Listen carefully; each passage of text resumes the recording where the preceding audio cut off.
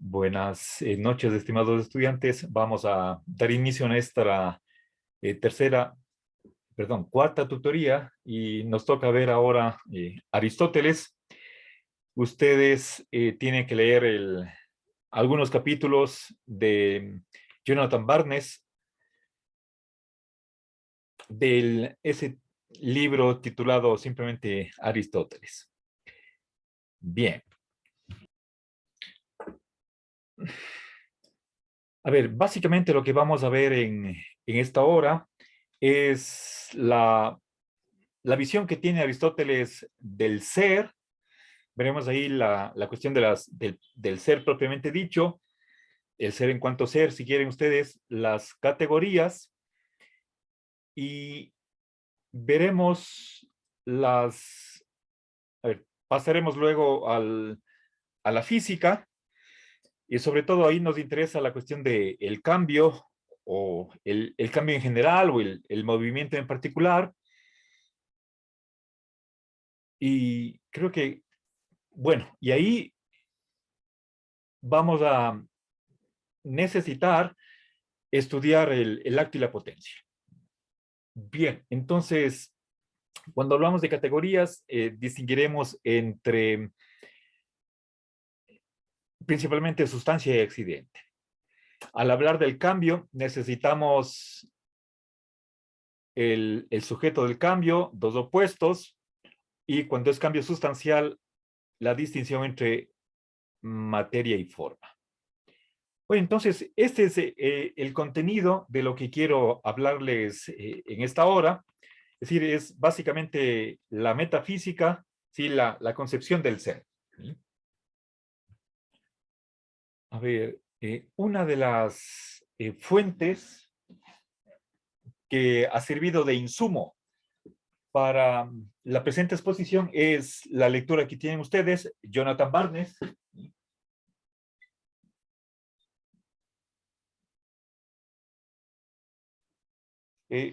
Otro par de autores en los que me he basado, por una parte son, a ver, Pierre Aubenc,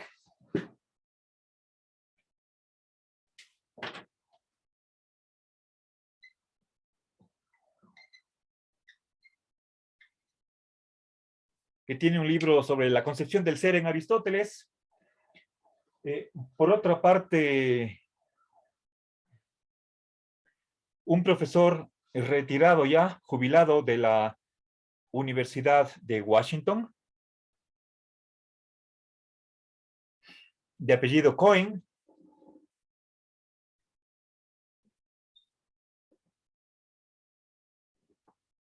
Bueno, dejé el libro arriba, no recuerdo el nombre de pila. A ver, tengo aquí solo las iniciales. SM. Era profesor de filosofía antigua, tiene un seminario sobre Aristóteles.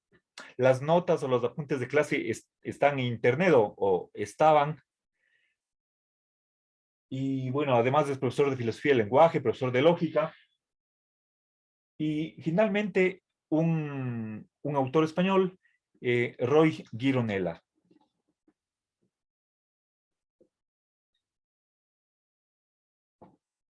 ¿Sí? O Roig, exactamente no sé cómo se pronuncie. Me parece que la segunda opción es la correcta.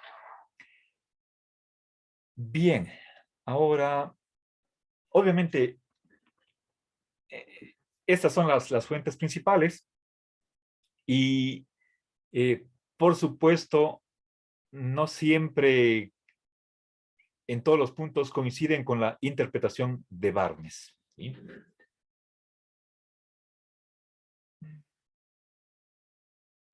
Bueno, empecemos. A ver, una de las primeras preguntas que deberíamos hacernos es si es que es compatible la unidad o cómo es compatible la unidad de una entidad con la pluralidad de sus determinaciones. ¿Sí?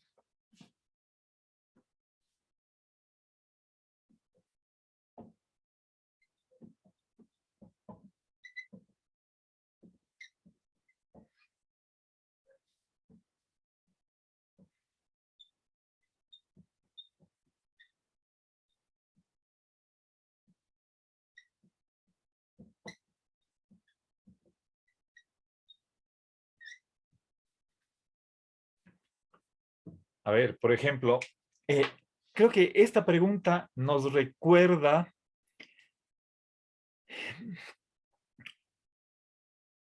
una de las consideraciones que hacía Platón en el Parménides, hablando acerca de lo uno. Si es que lo uno es absolutamente uno, entonces sería solo uno, es decir, solo lo que es y nada más. Pero entonces lo uno no habría dualidad, o peor, pluralidad en lo uno, y sería solo uno. Pero si es que tuviera esta única propiedad, la de ser uno, entonces no tendría existencia, porque la existencia es algo diferente de la unidad, y como estamos manejando la hipótesis de que lo uno es uno, totalmente, absolutamente, entonces no puede haber dualidad al interior de lo uno, lo cual significaría que no tiene existencia, no tiene ser, solo es uno. Lo uno es uno y punto, y por lo tanto no existiría. Bien.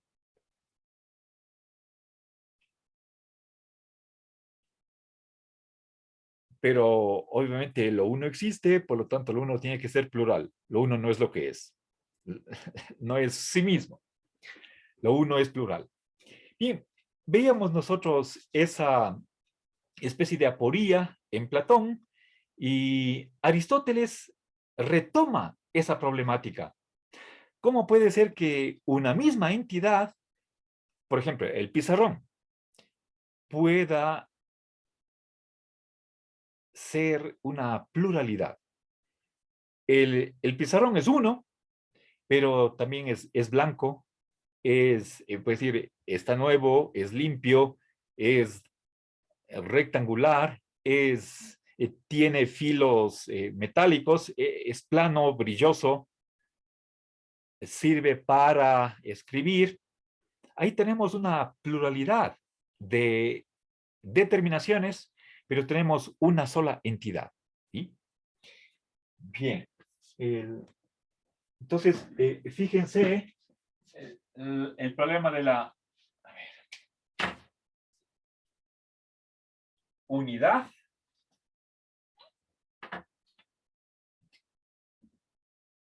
y la pluralidad. ¿Sí? Bien. Ahora,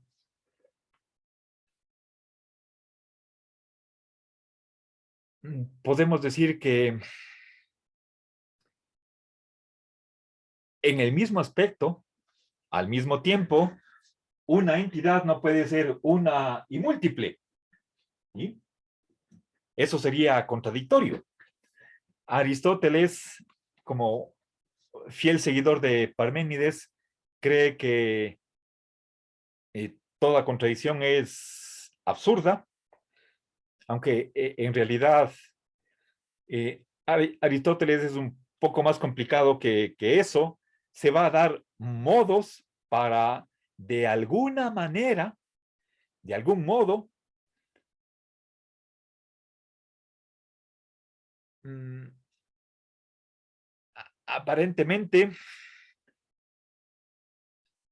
aceptar eh, una cierta contradicción, pero que en el fondo no lo es. ¿Sí? Y precisamente la originalidad que tiene Aristóteles, eso es lo que lo dice Pierre Aubenc, es el escapar a la contradicción gracias a la distinción de distintos significados del ser. Y creo que eso es quizás el hilo conductor, la clave para entender el pensamiento metafísico aristotélico. ¿Sí? A ver.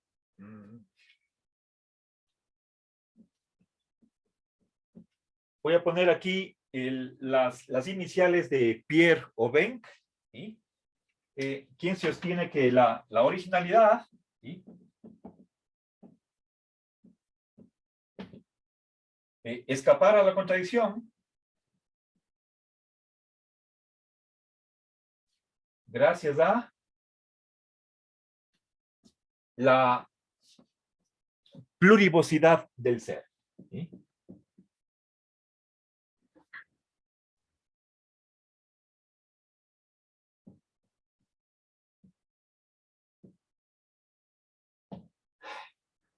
Bien. A ver, entonces, a diferencia de Heráclito o Platón, que explícitamente abrazan la contradicción, en el caso de Platón, incluso la contradicción en el mundo de las formas, en su periodo de la vejez, y no solamente la contradicción en el mundo sensible, material, movedizo, sino las propias formas serían contradictorias. Vimos motivos para ello, tanto en el Parménides como en el Sofista. Eso a Aristóteles le disgusta. Sabemos que Aristóteles, de joven, ingresó a la academia y permaneció en ella a lo largo de 2 décadas, pero por más que mantuvo un alto aprecio para su maestro, Aristóteles no aceptaba todas o muchísimas de las afirmaciones que hacía Platón. Sobre todo, por ejemplo, su teoría de las formas. ¿Sí? Entonces, veamos.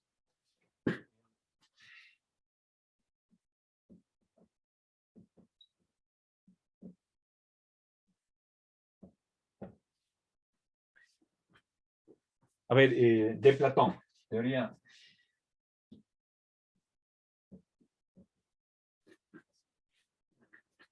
Recordemos, para Platón las formas eran autosubsistentes. ¿Sí?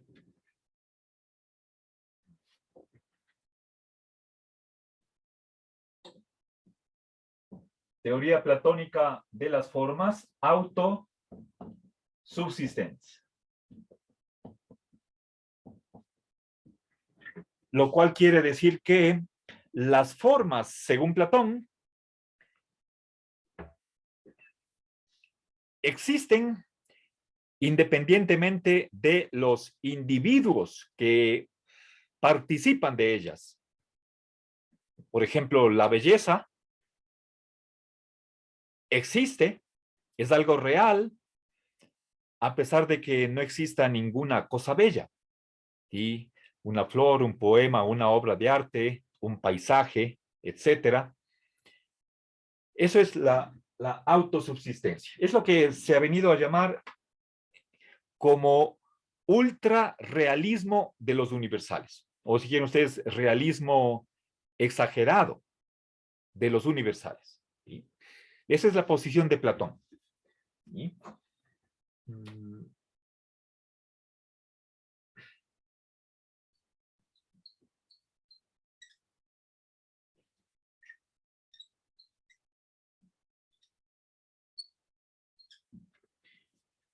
Bien, frente a eso, Aristóteles no cree que las formas como algo que es común, por ejemplo, a varios individuos, por ejemplo, la belleza como aquello que es compartido por los objetos bellos, y que sea algo real, que las formas sean entidades, o si quieren ustedes cosas. Recuerden la palabra realismo viene de res, que significa cosa en latín. Para Aristóteles, las formas en sí mismas no existen. ¿Sí?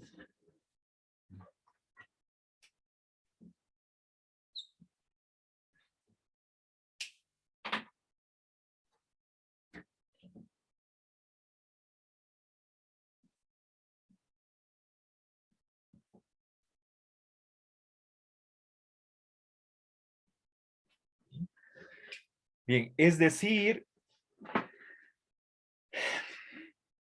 como separadas, ¿sí?, de los objetos bellos. Para Platón, un objeto, un individuo, un ente particular, como puede ser, por ejemplo, pensemos, por ejemplo, aquí tengo yo les voy a mostrar, esto es una hoja, ¿sí? Supongamos que esta hoja tenga simplemente tres propiedades. Tenemos la figura de ser rectangular, ¿sí? ¿Qué más? Tiene color blanco y está hecha de papel, ¿sí? Entonces ahí he mencionado tres propiedades: forma, color y un determinado tipo de materia, ¿sí? Ahora,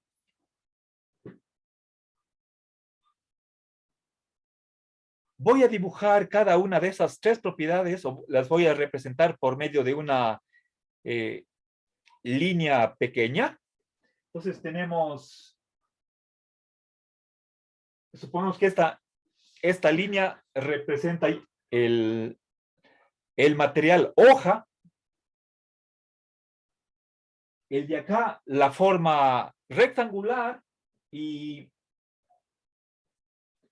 en tercer lugar el color blanco, ¿sí? A ver, entonces pongamos, a ver, era hoja, bueno, cambiemos el orden, hoja, bueno, pongamos, bueno, blanca de papel, ¿sí? Ahora, tengo ahí tres formas y que se intersectan formando un puntito, y ese punto sería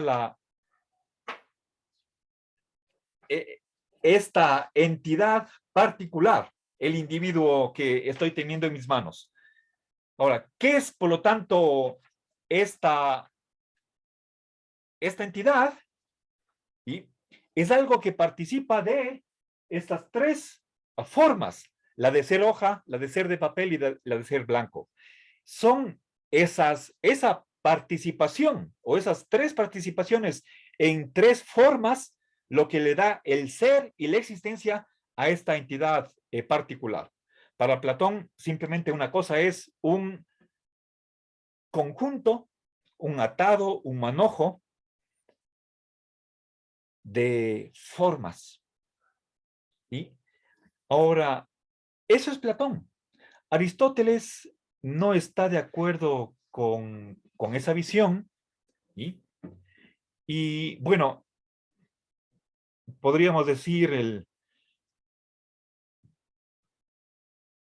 si es que Aristóteles se opusiera simplemente al ultrarrealismo, entonces está en lo correcto, ¿sí? Bueno, no quiero aquí ahondar más en este problema que básicamente corresponde propiamente a un curso de ontología. No, recuerden, ustedes tomaron ese curso, si no estoy mal, fue en séptimo ciclo, ya va a ser casi un año, o más de un semestre, donde vimos precisamente el problema de los universales, ¿sí? Me parece que es incorrecto creer que los universales estén separados de los individuos que ejemplifican esa propiedad universal. Bueno, Aristóteles no es nominalista, él en realidad es un conceptualista. ¿Sí? Bueno, no me voy a detener en esta posición, en este problema. Además, no está en la selección de capítulos que ustedes están procesando. Lo cierto es que Aristóteles afirma que las formas tomadas en sí mismas no existen en absoluto. ¿Sí? Pero fíjense, no estoy hablando de las formas de un modo absoluto, sino hay aquí una cualificación. Fíjense, estoy hablando de las formas en sí mismas, tal como son en sí mismas. ¿Sí? La forma en cuanto tal, podríamos expresarnos, podríamos decir, para expresar el lenguaje, para utilizar el lenguaje aristotélico. Entonces, esta precisión, si quieren ustedes, la forma en cuanto forma, esa es la manera de expresarse de Aristóteles, pero el expresarse de esta manera no significa que no existan las formas, ¿sí? Existen, pero en una sustancia, ¿sí? Eso no lo convierte a él en un realista, pero sí en un opositor del platonismo. Bueno, ahora hagámonos la pregunta, ¿qué es el ser? ¿Sí? Como lo hace Aristóteles. ¿Sí?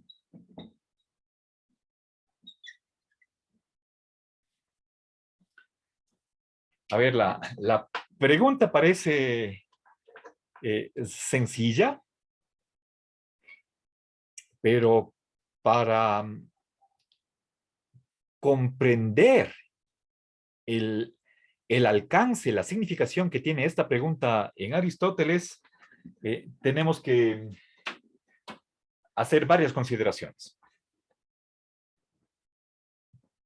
Bien, ahora, para tratar de encontrar una respuesta a este interrogante, Aristóteles hace un estudio de el verbo ser, tal como aparece en la predicación. ¿Sí? A ver, cuando hacemos varios juicios, por ejemplo, tomemos a Sócrates, yo puedo decir varias cosas de Sócrates. ¿Sí?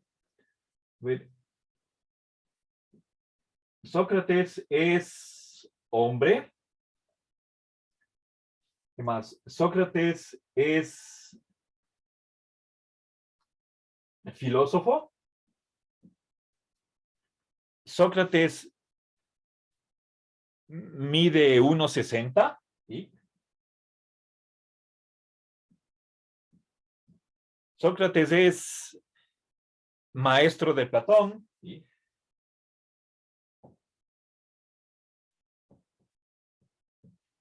Sócrates está en la plaza.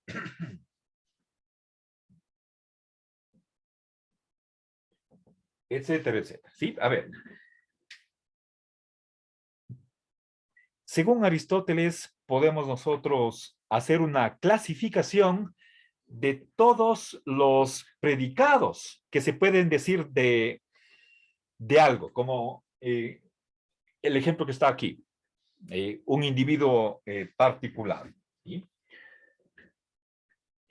Y llega a la conclusión de que cualquier cosa que digamos de algo, cualquier predicado que se pueda atribuir a algo, puede caer en una u otra de 10 categorías, de 10 tipos de predicaciones. ¿Sí? Entonces, la primera es la esencia. ¿Sí?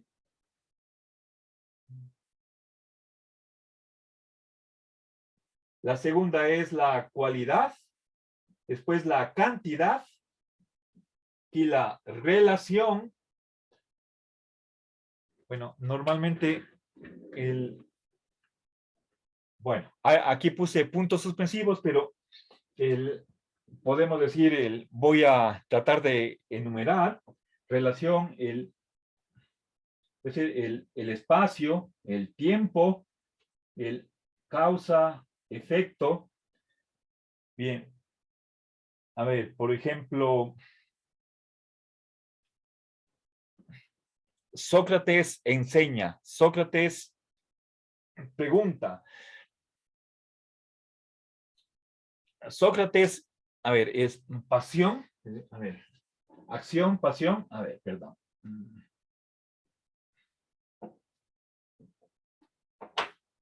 Perdón, corrijo, en vez de causa-efecto que puse antes es acción-pasión. ¿Sí? Acción es caminar, preguntar, enseñar. Pasión fue condenado a muerte, fue encarcelado.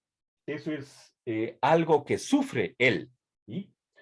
A ver, el hábito, ¿qué es lo que está vestido? Podemos decir, usa chancletas. Tiene una manta.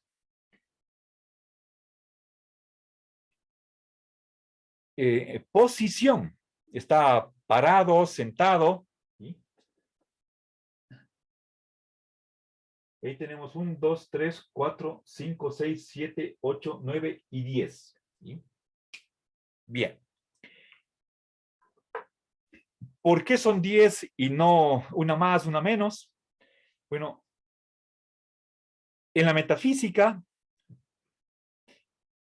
aparecen 10 categorías, pero en otros textos no se ajusta exactamente a esa cantidad.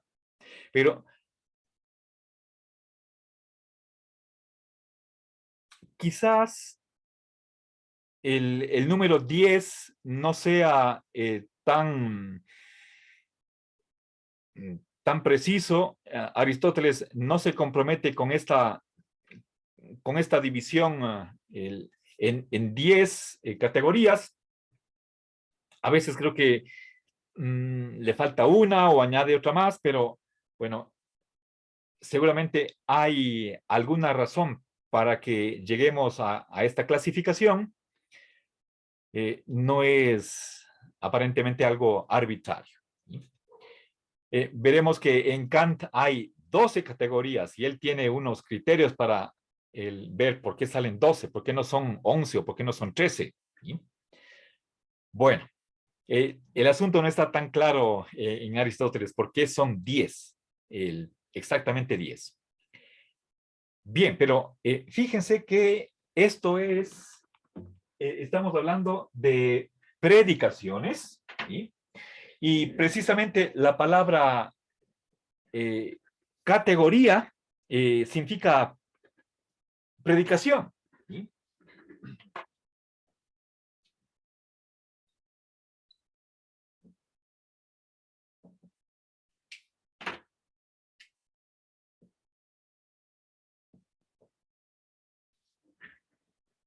Bien, ahora podemos entender en primer lugar esto de predicación como algo referente al lenguaje o que sucede en el lenguaje. ¿Sí? Es decir, se expresa mediante una oración que puede, de acuerdo a la gramática, y si utilizamos nosotros la gramática contemporánea, podemos decir hay 3 elementos. El sujeto, tenemos por otra parte un atributo, y el cual se le asigna al sujeto por medio de el verbo copulativo ser. ¿Sí? Bien. Entonces, esto es a nivel del lenguaje, pero Aristóteles cree que para que esto sea lógicamente posible, en la realidad tiene que haber algo que corresponda a ese sujeto. ¿Sí? Y acá al predicado, ¿sí? Es decir, el ser, en el caso de Sócrates, ser hombre, ser filósofo, medir 1,60, es decir, ser alguien que mide 1,60, ser maestro de Platón, es ser alguien que está en la plaza, etcétera, etcétera. Eso es algo que se dice del sujeto. ¿Sí? Por lo tanto, propiamente el verbo categorein tiene una significación primariamente lingüística, pero a partir de esas consideraciones del lenguaje o sobre el lenguaje, Aristóteles saca una conclusión ontológica. ¿Sí? Para que podamos hablar, ¿sí? Y todo lo que podemos decir, ¿sí? Si se clasifican en 10 tipos de predicados, a eso corresponden 10 tipos de ser. ¿Sí? Entonces, a ver, categoría como, a ver, predicado. Y, o si quieren, pongamos esto en plural. ¿Sí? Categorías significa predicados. Y a ellos corresponde modos de ser. ¿Sí? Eso es algo real, ontológico. ¿Sí? O si quieren, pongamos metafísico. Pongamos algo de la... Voy a poner metafísico mejor. ¿Sí? Bien. Ahora, si es que yo quisiera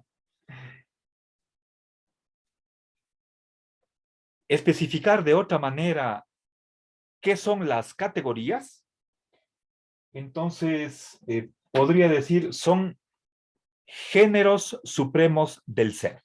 ¿Sí?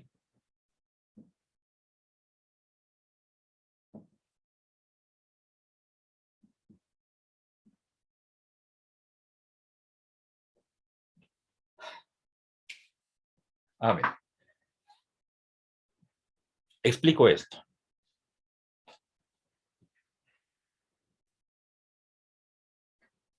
A ver, el género es una unidad objetiva que tiene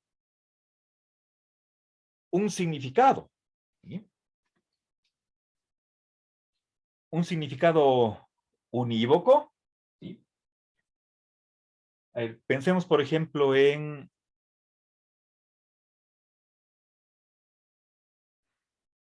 ver, en lugar de esencia puedo poner sustancia. ¿Sí?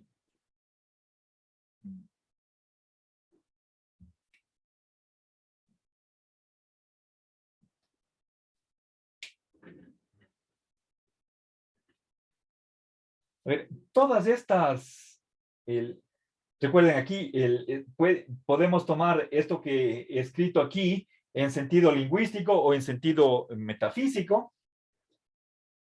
Tengo aquí 10 categorías y cada una de ellas es un género. ¿Sí? A ver.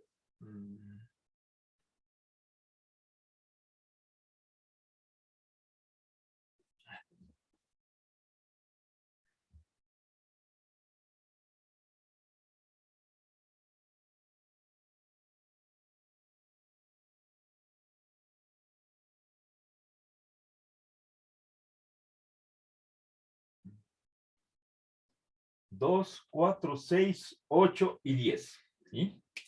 Entonces, aquí tenemos la sustancia o la esencia. Aquí la cantidad, perdón, la calidad, cuantidad, relación, acción, pasión, espacio, tiempo y hábito y posición.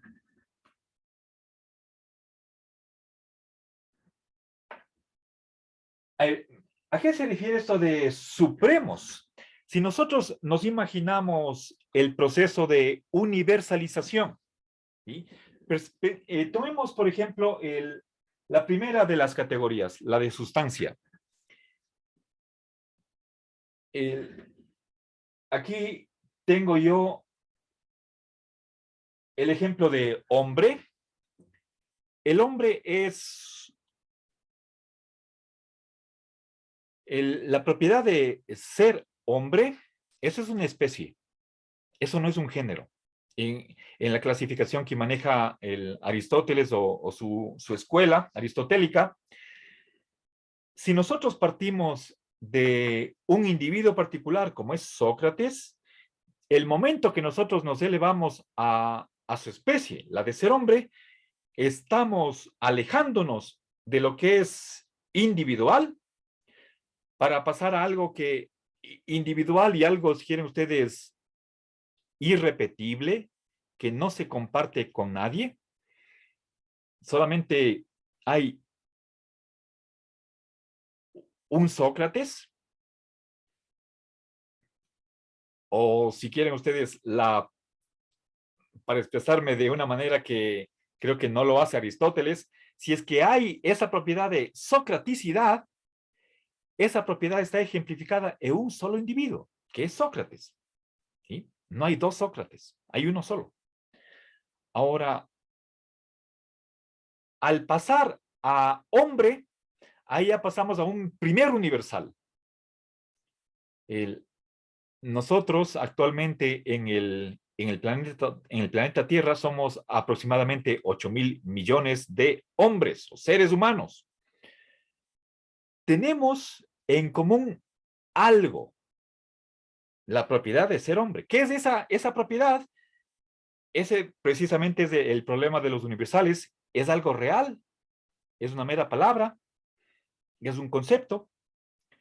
Platón dirá que es una propiedad, es una entidad, si quieren, es una cosa, es algo real.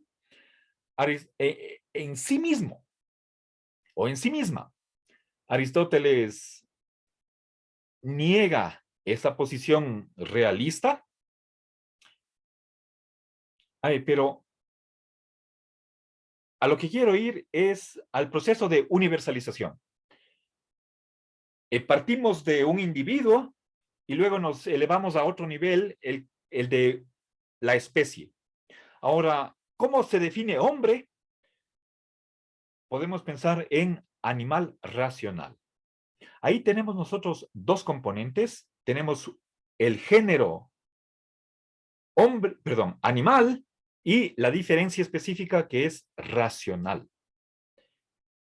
Tanto animal como racional son universales, pero más allá de lo animal, nosotros podemos seguir aumentando este proceso de universalización.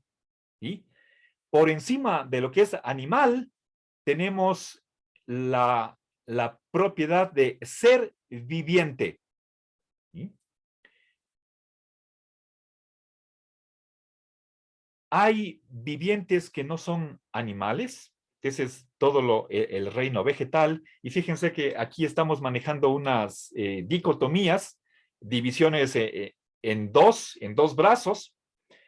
Entonces, por encima de lo animal está el universal viviente, y todavía podemos universalizar más ese género, y nos pasamos a cuerpo.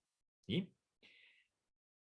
El, el animal era un viviente sensible, en cambio, el viviente es un cuerpo con vida. Y por encima de cuerpo hay lo que es la sustancia, que puede ser material o inmaterial. ¿Sí?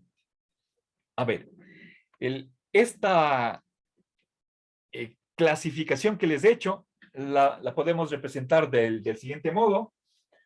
A ver, voy a bajar un poquito esto para que se vea. ¿Sí? A ver, tengo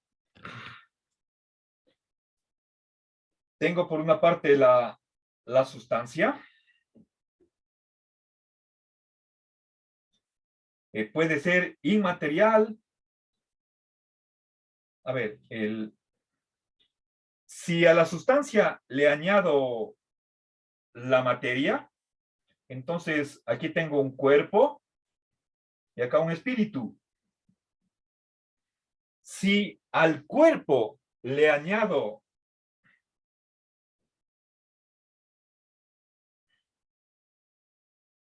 la vida, entonces por una parte tengo los seres inertes, aquí están los materiales, y acá tenemos los vivientes. Si al viviente le añado la sensibilidad, entonces tengo el animal y por otra parte una planta.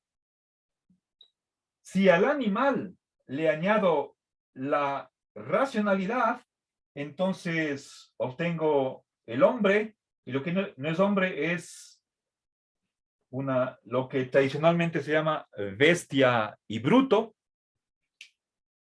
Y una vez que llegamos acá a hombre, entonces ya estamos en la especie. Esto es una especie. Y aquí tengo sustancia, cuerpo, viviente, animal. Estos son géneros. ¿Sí? A ver, todo esto es género.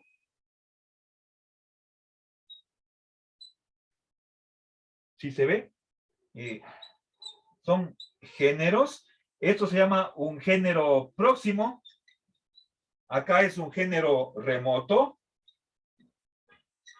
Y cuerpo viviente son géneros intermedios. ¿Sí? Pero si es que nosotros quisiéramos, o sea, partíamos, a ver, si es que, y todo esto son formas, y tanto la especie humana como el resto de géneros son simplemente formas, y todo esto es formas. Voy a añadir acá, le voy a poner con, voy a agrupar género y especie bajo formas, y son universales, y toda forma es un universal. ¿Sí? Ahora, si es que yo parto de la especie y haciendo hacia sustancia, estoy universalizando, mientras que lo contrario de universal es el individuo particular. ¿Sí? ¿Dónde está Sócrates? Si es que a esta forma de hombre, que es una especie, le añado materia, ¿sí? Entonces ahí obtengo el individuo Sócrates. ¿Sí? Aquí más materia.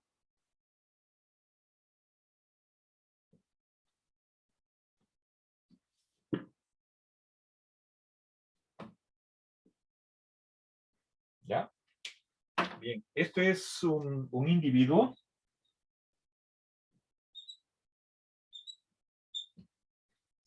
Bien. Un individuo que está compuesto de forma. Todo esto es, recuerden, podemos decir y concentrarnos simplemente en la forma de ser hombre, que esa es la esencia de Sócrates, y a la cual, a dicha forma, le añadimos la materia prima. ¿Sí? Bien, ahora estamos aquí solamente, esta clasificación solamente se refiere a la primera de las categorías, la de sustancia. Ahora, sabemos que una sustancia es un ser en sí. A ver, una sustancia es algo separable, lo que no puedo decir, por ejemplo, de la blancura. Para que exista la blancura del pizarrón, tiene que existir el pizarrón. ¿Sí? Por lo tanto, el pizarrón como sustancia es condición de existencia de su blancura. La blancura no puede estar, la blancura del pizarrón no puede estar flotando en el aire, como podría ser que es en el caso de Platón. Aristóteles requiere, exige que la blancura como accidente exista en una sustancia. ¿Sí? Entonces, obviamente, aquí se da esta flechita verde. A ver, es la dependencia ontológica que tiene el resto de las categorías con respecto a la primera. ¿Sí? Desde la cualidad, cantidad, relación, acción, pasión, espacio-tiempo, posesión y hábito, posición y hábito, eso, todas ellas dicen relación a la categoría básica que es la de sustancia. ¿Sí? Bien, pero si nosotros quisiéramos continuar este proceso de universalización y para el decir qué es la sustancia, un ser, ¿sí? El ser, si es que al ser le añadimos la propiedad de en sí, entonces tengo sustancia y acá accidentes. Ay, esto es lo que no admite Aristóteles. Entonces, el proceso de universalización termina aquí. ¿Sí?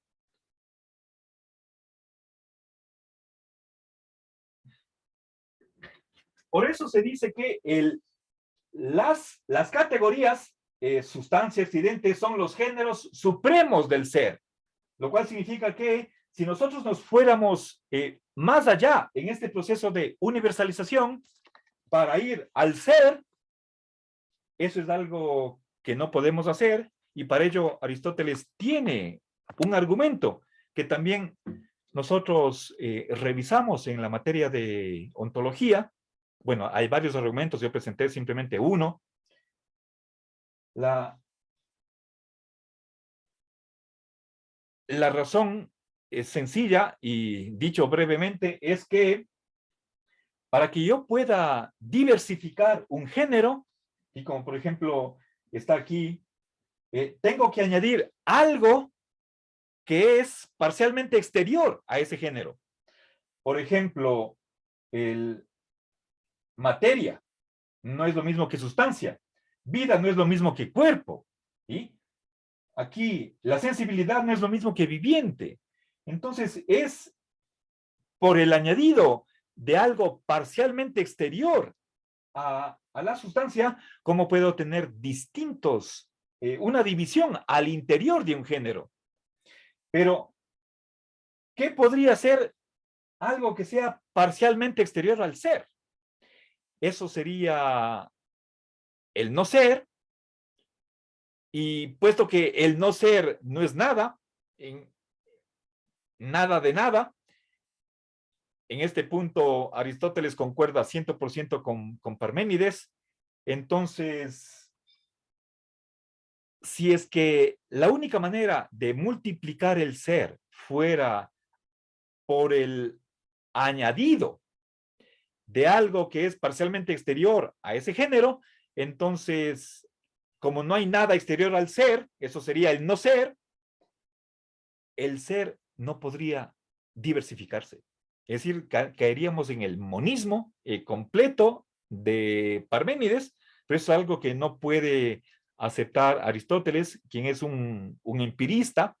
Los sentidos nos dicen que hay pluralidad de seres y eso no puede ser rechazado por ningún argumento. Si es que lo es, entonces el argumento es sofista, es un sofisma, y de modo que el ser, el género, lo que tenemos que rechazar de este argumento es que el ser sea un género. La única manera de diversificar o de contraer un género es por el añadido de algo exterior a ese género, y puesto que lo exterior, no hay nada exterior al ser, entonces el ser no es un género. ¿Sí? Eso quiere decir que el ser no es una unidad ontológica. ¿Sí?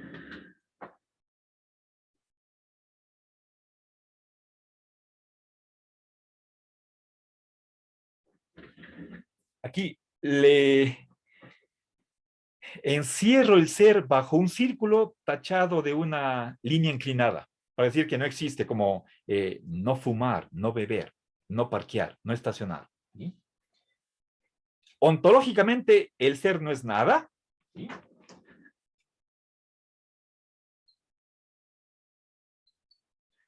Al ser no le corresponde una unidad genérica, como es la que tienen las categorías, y por lo tanto, el ser es una mera palabra.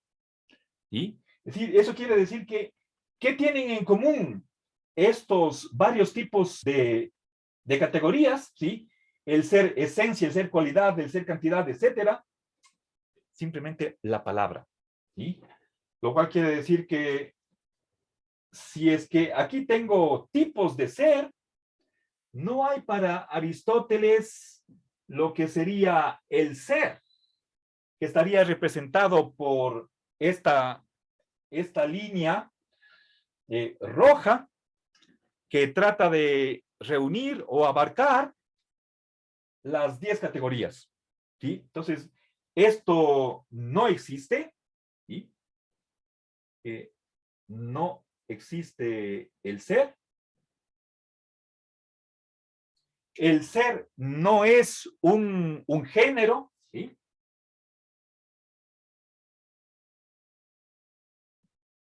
No es un género, y por lo tanto simplemente se reduce a ser una mera palabra.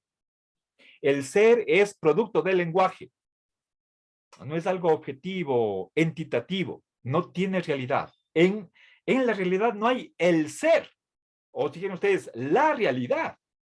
Lo que tenemos son seres, tipos de seres, 10 tipos de ser. Pero ¿qué tienen en común? Todos ellos no participan del ser. No es que tengan en común el ser, eso no. A todos ellos se aplica la palabra ser, pero en distinto sentido. Y estos son los varios significados de la palabra ser.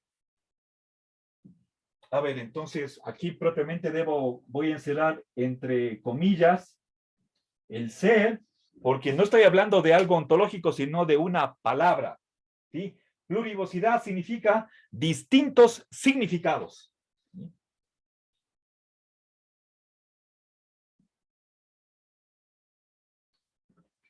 Es decir, cuando decimos que Sócrates es hombre y Sócrates es filósofo, en ambos casos estoy utilizando la palabra, el verbo ser.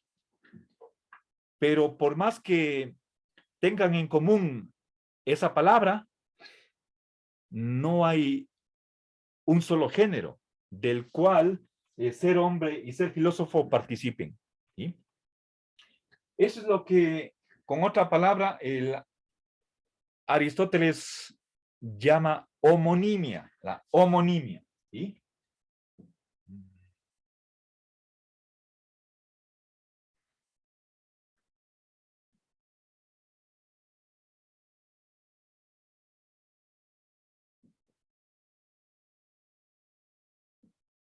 Bien, recuerden, esta palabra la vimos en vocabulario filosófico greco-latino. Homónimas son las cosas que tienen en común una palabra. ¿Sí? Homoios o homoion ónimo. Ónima. Ónima es nombres. Ónima, en plural. Y homoios, eso es el adjetivo semejante, en realidad idéntico. A ver, podría darles otro ejemplo de cosas homónimas. Veamos, ¿a qué nomás aplicamos la palabra cola? ¿Sí?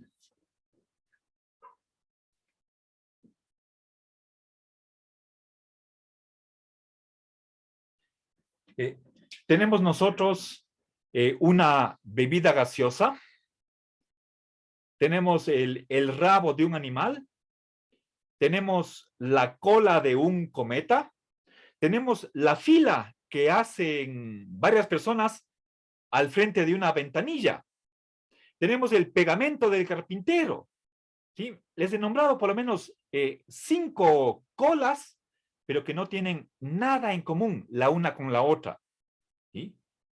Excepto la palabra. Entonces, todas esas cosas son homónimas, comparten el nombre, pero no la sustancia, no la esencia. ¿Sí?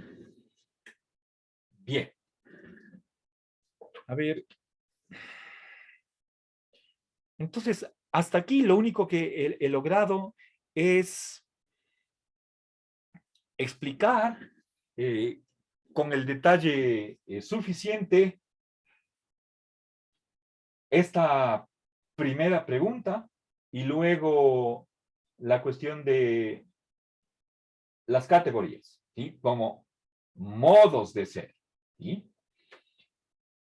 Bien, ahora, al inicio de esta tutoría les decía que mi intención era la de empezar con las categorías y luego pasar a la concepción del cambio. Y ahí entra la división entre materia-forma y alto-potencia.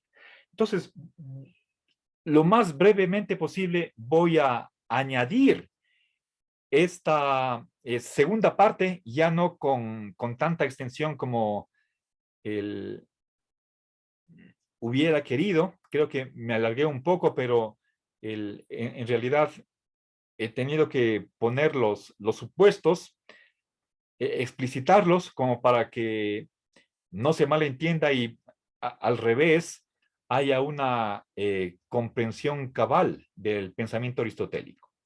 No sé si tienen alguna pregunta hasta aquí.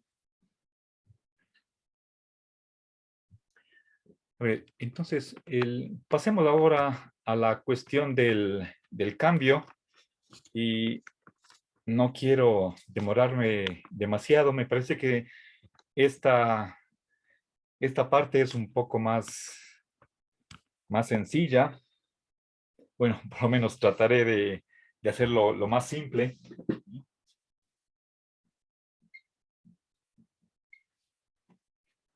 A ver, en griego, la palabra kínesis puede entenderse o bien como para cambio en general o específicamente para el cambio de lugar, es decir, el movimiento. A ver, una de las, a ver, el cambio o movimiento. A ver, como antecedentes, deberíamos pensar nuevamente en Parménides y Heráclito. Bueno, y no solo Parménides, sino también Zenón. Parménides, Meliso, son filósofos que negaron la existencia del movimiento, puesto que cuando hablamos de movimiento, estamos hablando de algo que se mueve, ese es el móvil, que está pasando por un espacio, está transitando por un espacio. Pensemos, por ejemplo, una persona que está caminando en la vereda, ¿sí? Por ejemplo, yo tengo aquí en mi derecha una ventana y la ventana puede ser que tenga unos 2 metros de ancho y una persona eh, que está pasando por la vereda, aparece aquí dentro del marco de la ventana y después, como sigue caminando, está en movimiento, luego sale del marco. Es decir, entra a un espacio y deja ese espacio. Podríamos decir que ese proceso de moverse implica una contradicción, la de ocupar y por lo tanto estar en un espacio y no estar en ese espacio, puesto que el cuerpo, el móvil, no está estático, no está en reposo, sino que tan pronto como entra a un espacio, empieza a salir de él. Y por lo tanto, puedes decir, está y no está. Bueno, por esta contradicción que implica el movimiento, Zenón y Parménides concluyeron que no hay movimiento. ¿Sí? Si, eh, si, el, si el movimiento implica contradicción, pero la contradicción es ilógica, por lo tanto, absurda, sin sentido, ¿sí? De este par de premisas se concluye no hay movimiento. ¿Sí? Bien, Aristóteles nuevamente no puede estar de acuerdo con esa conclusión y por lo tanto tiene que decir que el movimiento no es contradictorio. Ahora, ¿cómo logra eso? Por otra parte, pensemos qué dijo Heráclito. Heráclito decía que un opuesto se convierte en el otro. Lo caliente se hace frío o al revés. El, el día se hace noche. Lo joven se hace viejo. Eh, lo viviente muere. ¿Sí? Aristóteles es alguien que va a tratar de modificar ese pensamiento de Heraclitio y para ello se idea su teoría del cambio. ¿Sí? A ver, para Aristóteles hay por lo menos 4 tipos de cambio. Aquí me interesa el cambio de calidad o de cualidad, o si quieren ustedes el cambio también y el cambio de sustancia.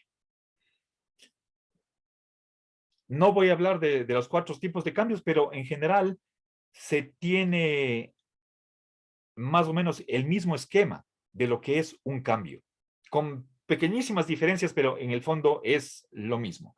En primer lugar, en lugar de hablar de que son los opuestos los que cambian, es decir, por ejemplo, tenemos una forma y acá la opuesta, ¿sí? Por ejemplo, frío, caliente, y como opuestos, ¿sí? La phi representa una forma.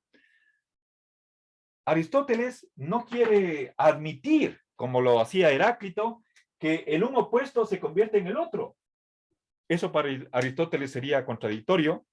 Nuevamente, siguiendo a Parménides, no puede ser que de un opuesto salga el otro, ¿sí? Aristóteles introduce, por lo tanto, para evitar esa contradicción, introduce un tercer elemento, que es lo que podemos llamar el sujeto. ¿Sí? El sujeto del cambio, si quieren, es el hipokeimenon, ¿sí? Lo que permanece debajo, ¿sí?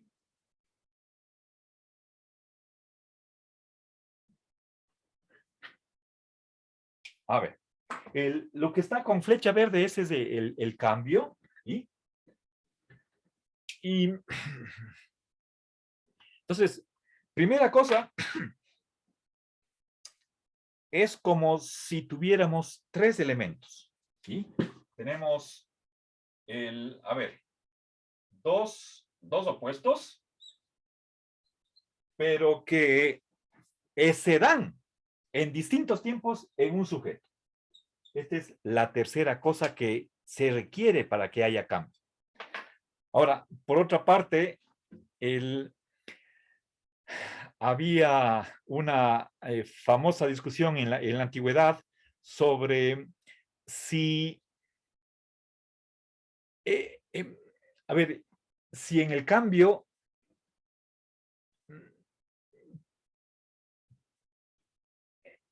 se da a la vez la identidad y la distinción, ¿sí?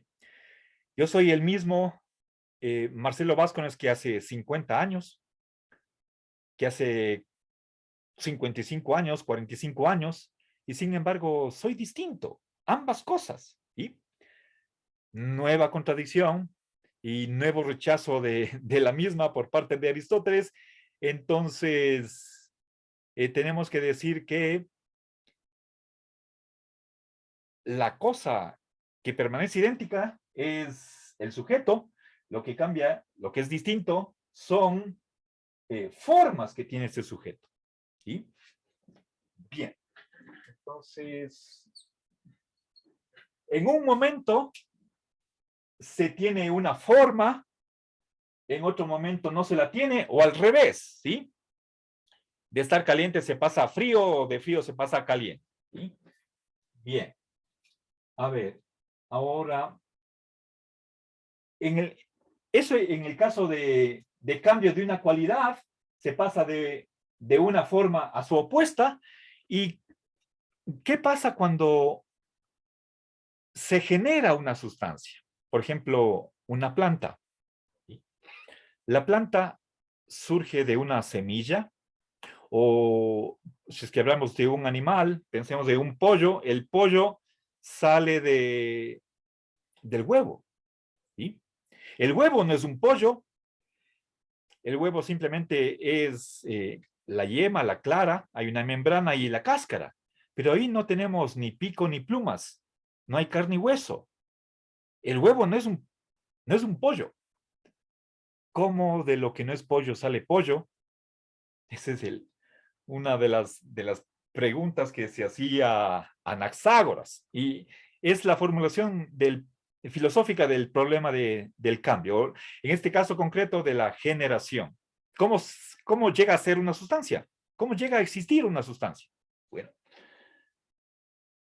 dejemos de lado lo que es la causa, que es otro factor que interviene en el cambio, y hasta aquí lo que he dicho es que hay tres elementos, ¿sí? Dos opuestos, ¿sí? En el caso de la generación y corrupción, que es el cambio de sustancia, el llegar a ser y el dejar de ser de una sustancia, ahí tenemos a ver, voy a poner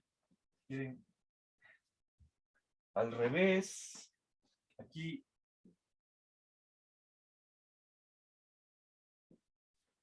Aquí tenemos una forma, y esto no es el opuesto de una forma, sino la privación, cuando se trata de esencia, ¿sí? Pero el esquema de fondo es el mismo. Ahora, pensemos nuevamente en el calentamiento del agua. Y aquí voy a definir lo que es el cambio. ¿Cuál es la definición que da Aristóteles de cambio? Y que no está tan bien descrita, lamentablemente, en el resumen que tienen ustedes de Barnes. ¿Sí? A ver, pero eso sí está bien explicado por ejemplo, por lo menos en Cohen. Supongo que en Oben que también está bien tratado el asunto. Verán, tenemos por una parte aquí el agua, esto es agua, y aquí tenemos fría y caliente.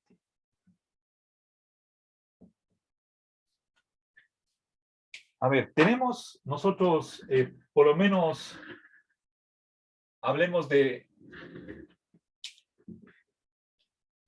mínimamente de dos fases, dos momentos de tiempo, T1, T2, y cuando ponemos, por ejemplo, una olla de agua, el agua está a temperatura ambiente y la ponemos sobre el fuego, esa es la causa eficiente, la ponemos, el agua la ponemos a calentar, ¿sí? Cuando empieza a hacer su acción, el fuego de calentar el agua, entonces el agua se está calentando.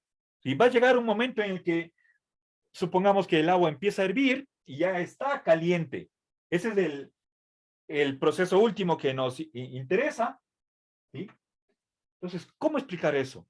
Y Aristóteles utiliza para ello las nociones de acto y potencia, ¿sí? Aquí tenemos potencia, acá acto, pero si es que el agua es, bueno, antes de, a ver, ¿qué es el acto y la potencia? Aristóteles en la metafísica nos dice que no hay cómo definir estas nociones. Son tan básicas y fundamentales que de ellas no podemos tener una definición por género más diferencia, y lo único que nos queda para comprenderlas es dar ejemplos. Uno de ellos es el de que si yo tengo mis ojos cerrados, ¿sí? Los ojos no ven, pero sin embargo tienen la potencia de ver. O sea, ven en potencia, ¿sí? O sea, el momento que yo abro los párpados, los ojos están viendo en potencia, perdón, en acto, ¿sí? En acto. Pero cuando yo cierro mis párpados, los ojos no ven en acto, pero sí ven en potencia.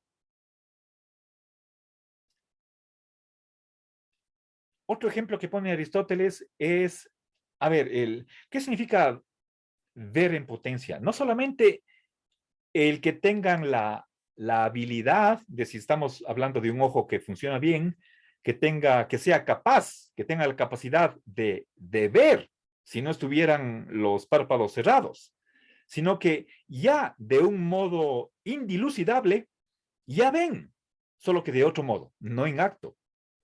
De igual manera que cuando un arquitecto, o hablemos tal vez de, bueno, Aristóteles se refiere a un arquitecto, hablemos nosotros de un albañil o de un peón, el rato que está en la construcción, cuando está poniendo cemento a los ladrillos, está construyendo en acto, pero cuando está dormido en la cama, en su casa, también está construyendo, pero solo que no en acto, sino en potencia.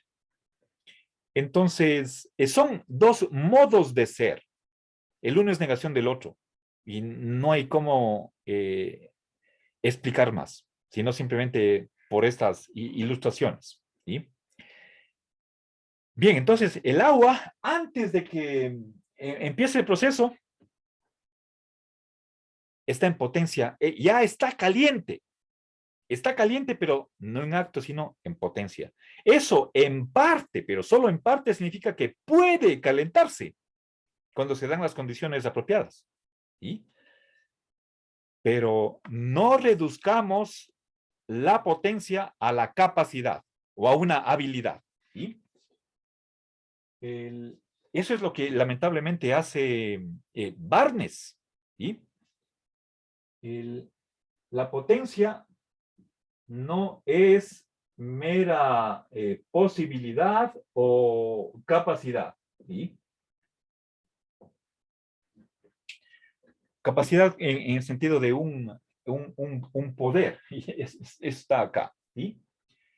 Bien, no es eso, sino que es simplemente un modo de ser, pero que no es actual. ¿Sí? Ahora, cuando ya el agua está hirviendo, ya está caliente. Tiene esa propiedad que ya la tuvo desde el comienzo, pero en acto. ¿Sí? Bien. Ahora, ¿qué pasa en la mitad? Ya, antes de que nosotros prendamos el fuego de la cocina, el agua ya está caliente, pero en potencia. Cuando ya apagamos el fuego y ya el agua está caliente, tiene esa propiedad en acto. ¿Sí? Pero ese es, aquí está antes, hay una primera fase que es antes de que suceda el cambio y aquí está el resultado del cambio. Pero lo que me interesa es el proceso intermedio. ¿Qué es el cambio? Aristóteles cree que el cambio de algún modo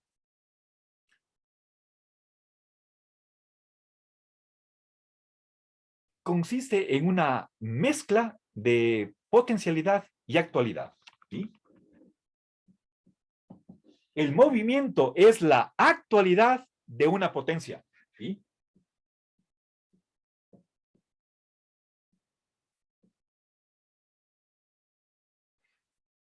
Bien.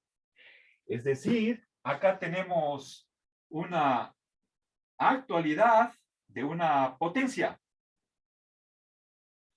¿Sí? Entonces, voy aquí a diferenciar niveles de potencia y niveles de actualidad. ¿Sí? Acá teníamos una primera potencia, acá tengo una potencia segunda, una segunda potencia. Esta actualidad ahora se convierte en segunda y acá tengo una potencia primera.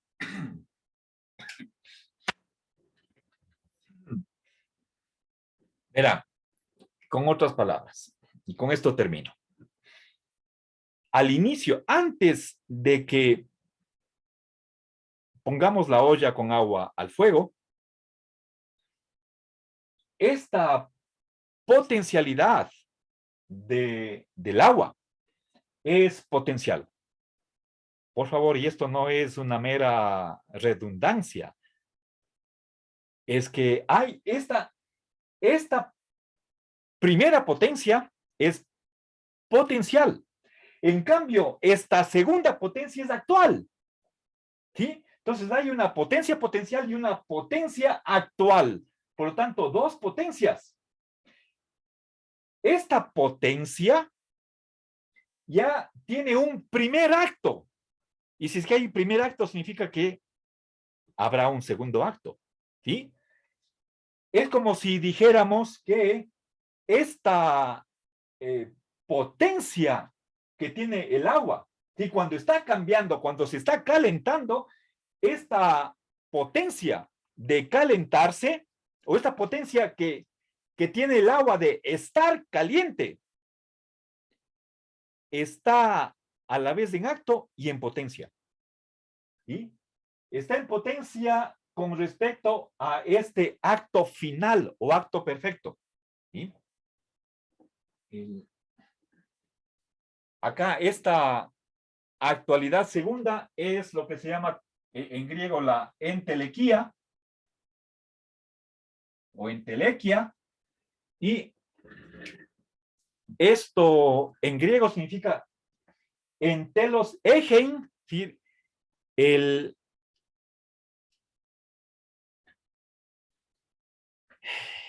el estar en esa etapa final, acabada, y por lo tanto perfecta. ¿Sí?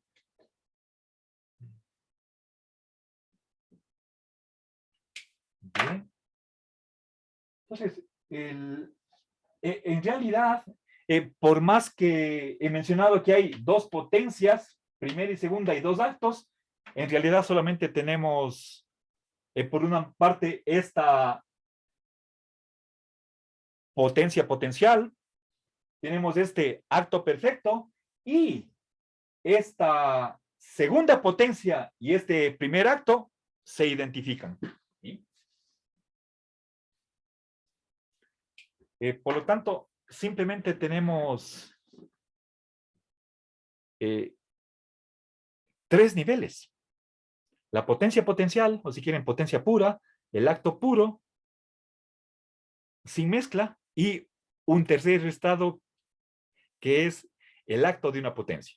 Es decir, una potencia actual, no meramente potencial, que está todavía en potencia para otro acto. ¿Sí? Y eso es para Aristóteles el cambio. ¿Sí? Yo, como comentario, lo que les podría decir es que si es que la intención inicial que tenía Aristóteles es el de evitar esta visión en la que insistieron tanto Parménides como su discípulo Zenón de Elea, y mucho más de modo positivo Heráclito, de que el movimiento es contradictorio, implica una contradicción, de lo cual sacaron distintas consecuencias. Por una parte los eleáticos y por otra parte Heráclito. ¿Sí? Si es que digo, si el propósito de Aristóteles era evitar la contradicción, podemos decir que con esta definición de lo que es el movimiento, no logró evitar, porque tiene que reconocer que que el movimiento, en el movimiento se dan a la vez el acto y la potencia, y que por supuesto son contradictorios. ¿Sí? Bueno, por supuesto, alguien como Heráclito y Platón, ante una concepción de este tipo, estarían parcialmente contentos de que no hay modo de zafarse de la contradicción, ¿sí? Pero el, la intención de hacer una mezcla era la de evitar la contradicción. Que me parece que infructuosamente Aristóteles no lo logra y por lo tanto fracasa en el intento. Bueno, creo que con esto he logrado concentrarme en las nociones más importantes de Aristóteles.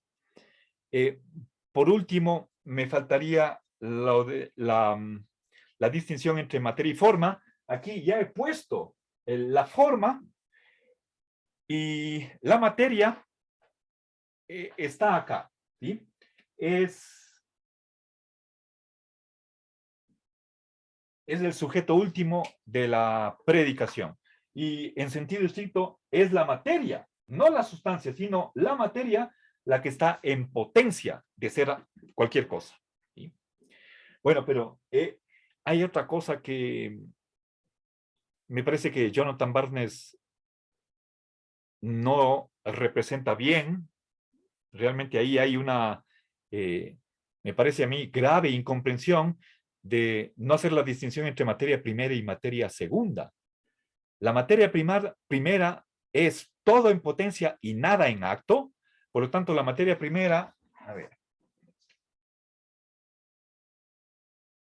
la materia primera, a ver, todo en potencia, nada en acto.